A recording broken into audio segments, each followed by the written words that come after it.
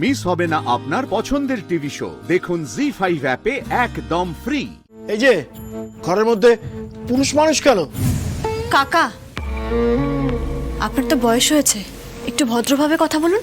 উনি আমার স্বামী আর অহনা আমার বোন। একটা মেয়ের সাথে এইভাবে কথা বলছেন কেন? দেখুন, একটা মেয়ের সুবিধা অসুবিধা তো বুঝতে হবে আপনাকে। হুট করে তো একটা মেয়েকে বাড়ি থেকে বের করে দেওয়া যায় না, তাই না?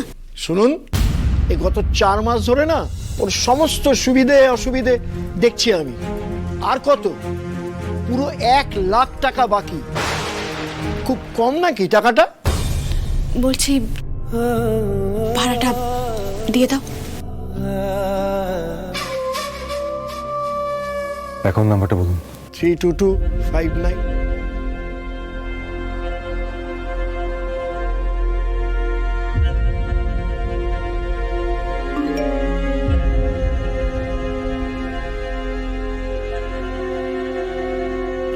চলো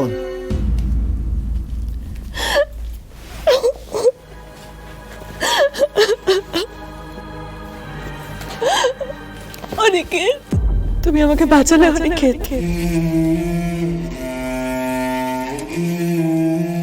আমি বড় একা, কেউ নেই আমার।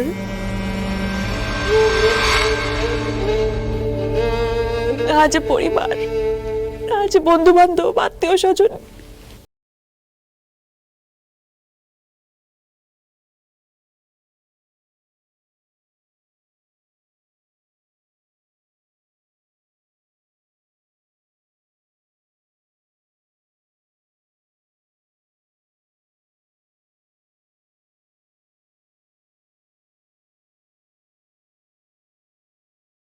তো বরফ গলছে।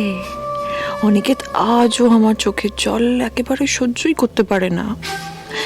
এতদিন হয়ে গেছে বলে একটু শ্যাওলা পড়ে গেছে বটে, কিন্তু এমন কাঁদবো আর এমন নাটক করব না যে সেটুকু ধুয়ে মুছে সাফ হয়ে যাবে। অহনা ওঠো, অহনা ওঠো, প্লিজ ওঠো, তুমি শান্ত হও।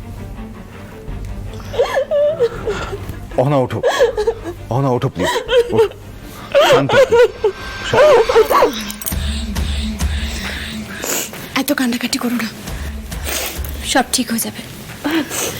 তোমার এরকম খারাপ অবস্থা কি করে হলো?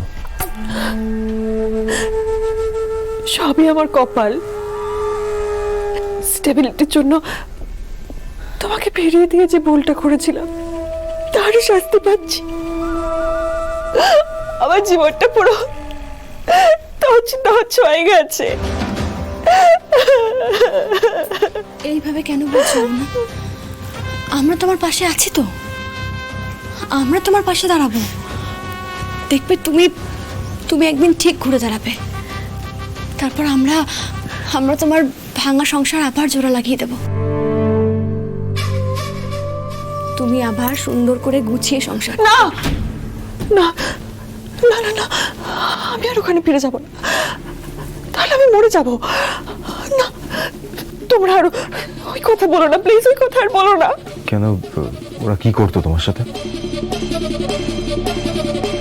ওরা আমার উপর খুব অত্যাচার করতো অনিকেত, মারধর করতো রোজ। সে যে কি অসহ্য যন্ত্রণা আমি তোমাকে কি করে বলবো। আমার সমস্ত গয়নাকাটি তো নিয়েই নিয়েছিল, উল্টে আমার যেটুকু জমানো টাকা ছিল সেটা আমার থেকে ছিনিয়ে নেয়, আমাকে পুরো নিঃস্ব করে দেয়। এরই মধ্যে আমি কনসিভ করি। আমি ভাবলাম এবার বাচ্চাটা আসলে হয়তো সব ঠিক হয়ে যাবে, আমার স্বামী আমাকে ভালোবাসবে। আমার শাশুড়ি এটা চাইনি, জোর করে আমার বাচ্চাটাকে নষ্ট করে দিল। আমার সমস্ত টাকা পয়সা দিয়ে আমাকে নিঃস্ব করে একা ছেড়ে দিল।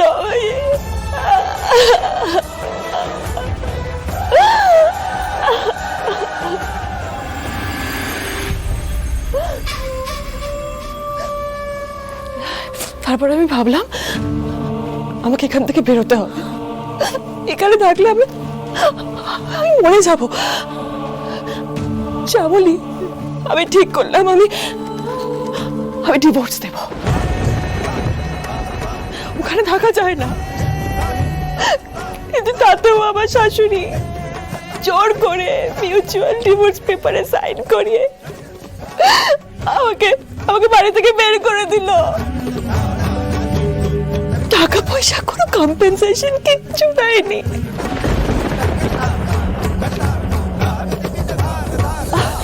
আমি তো শুধু গানটাই গাইতে পারতাম বলো। একটা কাজ খুঁজছিলাম, এমন সময় আমি একটা পাবে গান গাওয়ার সুযোগ পাই। বড় পাব, নাম কিং অরেঞ্জ পাব। ওখানেও মালিকের বন্ধু মিলে আমার সঙ্গে অসভ্যতাম করতে চায়।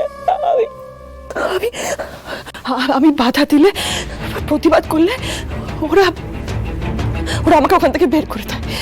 আর শুধু বেরই করে দেয় না, আমি সাথে আর কোনো পাবে গান গাওয়ার সুযোগ না পাই সেই ব্যবস্থা করে দেয়। আর তুমি তোমার বাবার বাড়ি চলে যাওনি কেন? বিক্রি হয়ে গেছিল শ্যামলী। অগত্যা আমি কি করবো? আমি কলকাতায় মেস খুঁজতে থাকি, ওদের সাথে আমার পরিচয় হয়। আর এখানে না প্রত্যেকটা বেডের ভাড়া প্রত্যেকটা বোর্ডারকে দিতে হয়। আমার যা অবস্থা, খাবারের টাকারই জোগাড় করতে পারি না, ভাড়া দেবো কোথা থেকে?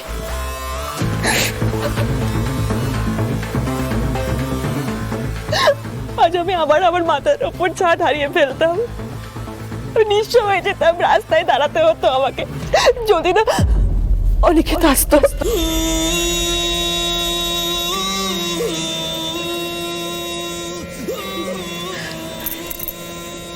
জানিও না, আমিও তো সহায় সম্বলহীন ভাবে এই শহরে চলে এসেছিলাম একটু বাঁচার আশায়। আমি জানি যে একা একটা মেয়ের পক্ষে এত বড় শহরে লড়াই করাটা খুব কঠিন, কিন্তু কিন্তু তুমি ভেবো না, তুমি একা নও না, আমরা আছি তো, আমরা তোমার পাশে আছি, আমরা তোমাকে সাহায্য করব। তুমি একদম ভেবো না, একদম ভেবো না, তাই না? হ্যাঁ, তুমি চিন্তা করো না, সব ঠিক হয়ে যাবে না। আর যখন তোমার মনে হবে তুমি খারাপ আছো, অসহায় বোধ করছো নিজেকে, তুমি আমাকে জানাবে, কেমন?